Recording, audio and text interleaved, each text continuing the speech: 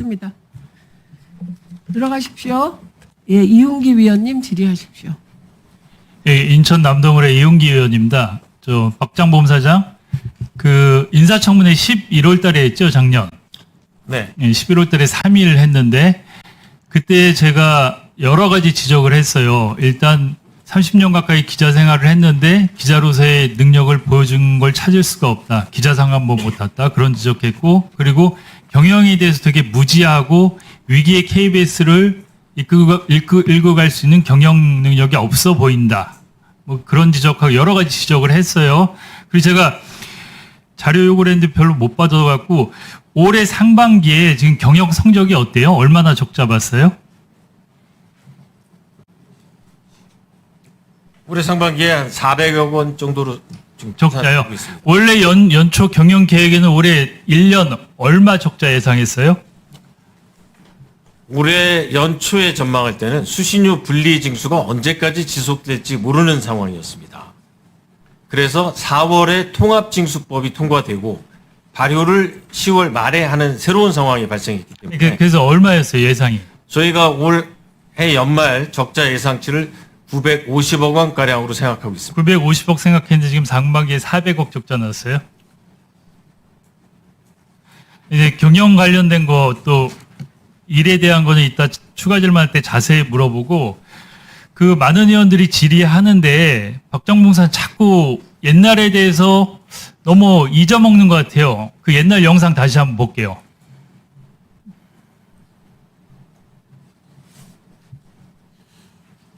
최근에 많은 논란이 되고 있는 이른바 파우치. 네네. 외국 회사 그 뭐 조그만한 백이죠. 네. 그 백을 어떤 방문자가 김건희 여사를 만나서 그 앞에 놓고 가는 네. 영상이 공개가 됐습니다. 많은 국민들이 또 봤고요. 이 영상을 본 국민들의 첫 번째 의아한 점은 당선 이후거든요.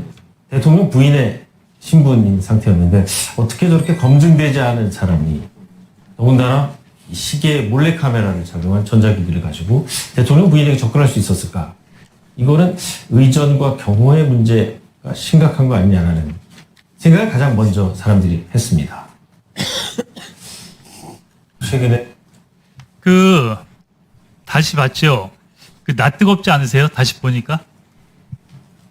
지금 상황에 똑같은 일이 벌어져도 많은 사람들이 어떻게 대통령 부인에게 몰래카메라를 설치한 사람이 접근할 수 있을까라는 얘기를 듣는다면 됐어요. 됐고. 의전과 경호의 문제를 가장 먼저 떠올릴 것 아까 같습니다. 다른 의원들도 지적을 했지만 이걸 보면 디올백을 파우치, 조그만 팩, 그리고 오히려 피해자로 만들었잖아요. 피해자 감싸주면서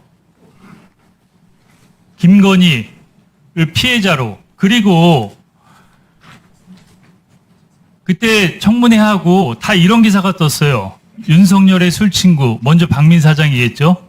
를 김건희의 머슴이 이겼다. 머슴은 박장범 사장이에요. 언론에 이런 제목을 뽑았어요. 청문회하고. 그리고 KBS가 김건희 브로드캐스팅 시스템이냐. 이런 제목으로 나왔어요. 그때 청문회하고.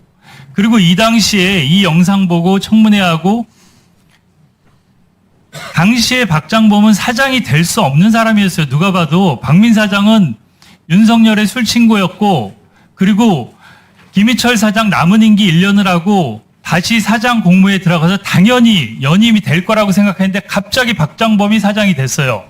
아무도 이해를 못하고 KBS 내부에서도 이해를 못했어요. 그러면서 왜 그랬을까? 김건희가 시켰구나. 지금 특검하면서 여러 가지 나오잖아요.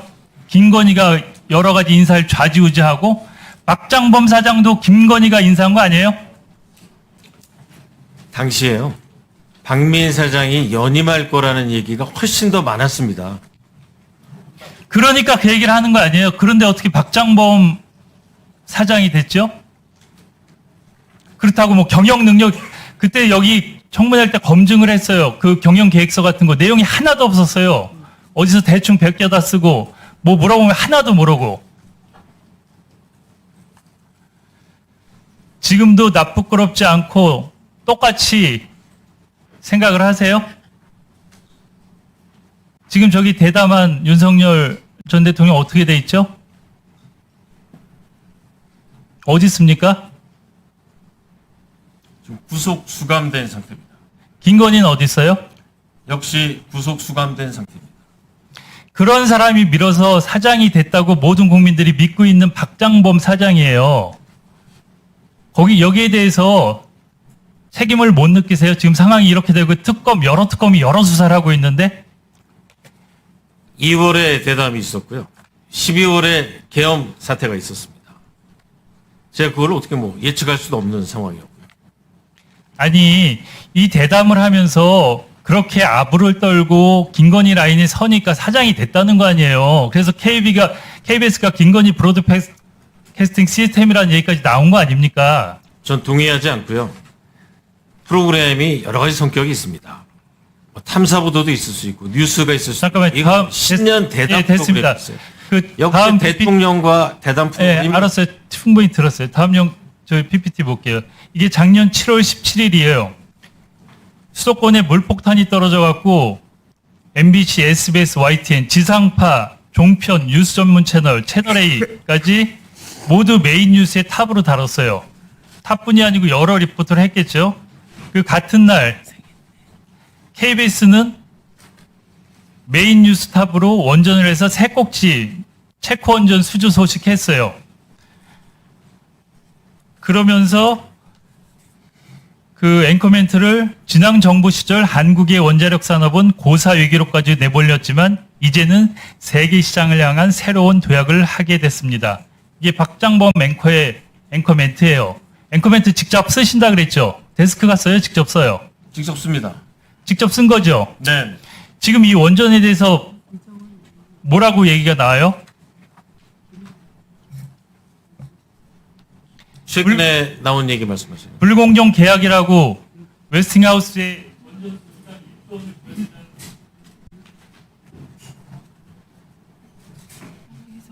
일본 예, 1분 더 드렸어요.